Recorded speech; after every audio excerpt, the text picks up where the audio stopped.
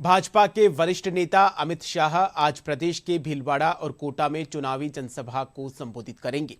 भीलवाड़ा लोकसभा क्षेत्र के शकरगढ़ में भाजपा प्रत्याशी दामोदर अग्रवाल और कोटा में भाजपा प्रत्याशी ओम बिरला के पक्ष में प्रचार करेंगे।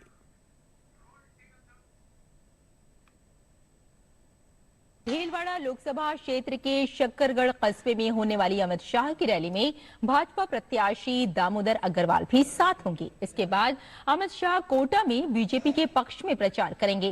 कोटा में एक तरफ बीजेपी प्रत्याशी और लोकसभा अध्यक्ष ओम बिरला हैं, तो दूसरी तरफ बीजेपी से कांग्रेस में गए कद्दावर नेता प्रहलाद गुंजल चुनाव मैदान में हैं। यहाँ मुकाबला रोचक और टक्कर का हो गया है। राजस्थान के बाद अमित शाह आज यूपी का दौरा करेंगे, जहां उनकी सभा मथुरा में होगी। मथुरा से बीजेपी की मौजूदा सांसद हेमा मालिनी फिर से चुनाव लड़ रही हैं। लोकसभा चुनाव के दूसरे चरण को लेकर आज भाजपा के वरिष्ठ नेता अमित शाह कोटा में जनसभा को संबोधित करेंगे। इस पर ज्यादा जानकारी देने के लिए हमारे संवाददाता मोहम्मद अतीक हमसे जुड़ चुके हैं। आइए उनसे बात करते हैं। जी अतीक, राजस्थान में लोकसभा चुनाव को लेकर प्रथम दौर का जो चुनाव है वो संपन्न हो चुका है। दूसरे चरण में 13 लोकसभा सीटों पर चुनाव होने हैं। इसको देखते हुए प्रदेश में कई बड़े नेताओं के आने का दौर जारी है। आप इस वक्त कोटा में हैं। अमित शाह की कुछ देर में कोटा में रैली होने वाली, क्या कुछ अपडेट है?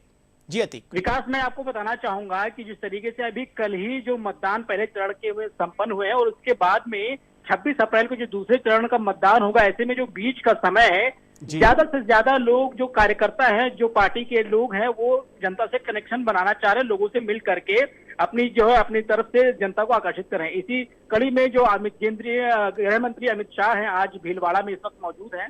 हमने बात की तो वहाँ पे इस समय वहां पर मौजूद है। उसके बाद वहां से चलने के बाद में वो यहाँ कोटा में पहुंचेंगे। कोटा में जो उनका कार्यक्रम है, कोटा में 1:30 बजे का कार्यक्रम बताया जा रहा है। हालांकि 12:30 बजे का शेड्यूल था, लेकिन वो 1:30 बजे के तकरीबन वो पहुंचेंगे। इस वक्त हम जो ग्राउंड है, CID ग्राउंड में यहाँ पर मौजूद है और इसी ग्राउंड में इनकी सभा होने वाली है।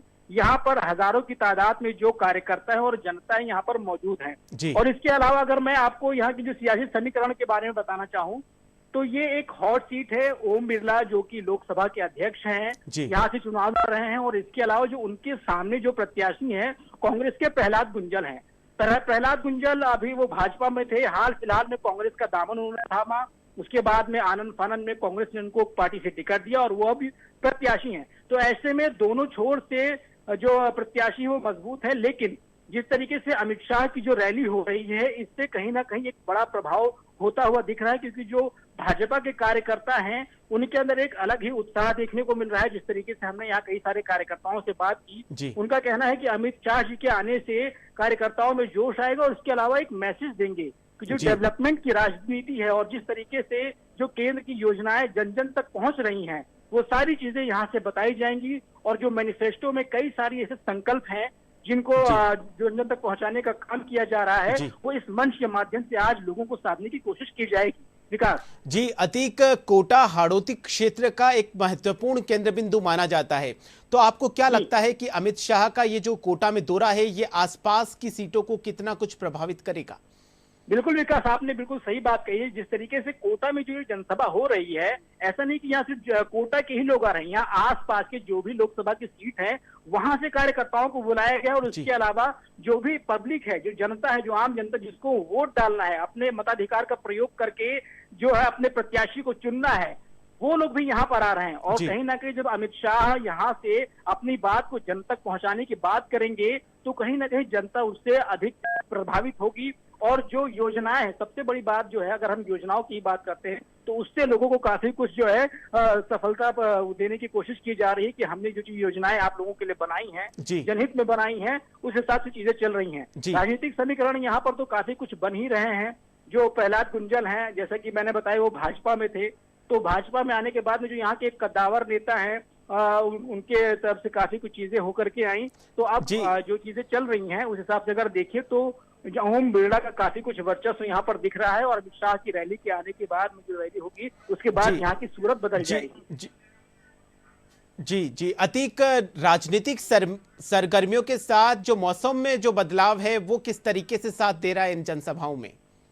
हाँ, मौसम का जो बदलाव है कल मतदान के साथ ही जिस तरीके से धूप काफी तेजी से बढ़ रही है, उसी के हिसाब से जो मतदाता हैं और जो राजनीति जो कर रहे हैं उस हिसाब से उनका भी काफी कुछ पारा बढ़ रहा है और प्रचार बहुत तेजी से चल रहा है। जी अतीक, इस वक्त मैं आपको रोकना चाहूंगा। भीलवाड़ा में अमित शाह जनसभा को संबोधित कर रहे हैं, आपको सीधा लिए चलते हैं भीलवाड़ा। जी, सेनानी स्वर्गस्थ विजय सिंह पथिक और बारहट परिवार के तीनों स्वतंत्रता सेनानियों को प्रणाम करता हूं और उनके प्रति मेरी श्रद्धा व्यक्त करता हूं। भाइयों और बहनों, कल पहले चरण का चुनाव था। आपको परिणाम जानना है? अरे जोर से बोलो, जानना है? मगर किसी को बताना मत। हाँ, बता दूं मैं, 12 की 12 सीटें नरेंद्र मोदी जी की झोली में जा रही। भाई और बहनों,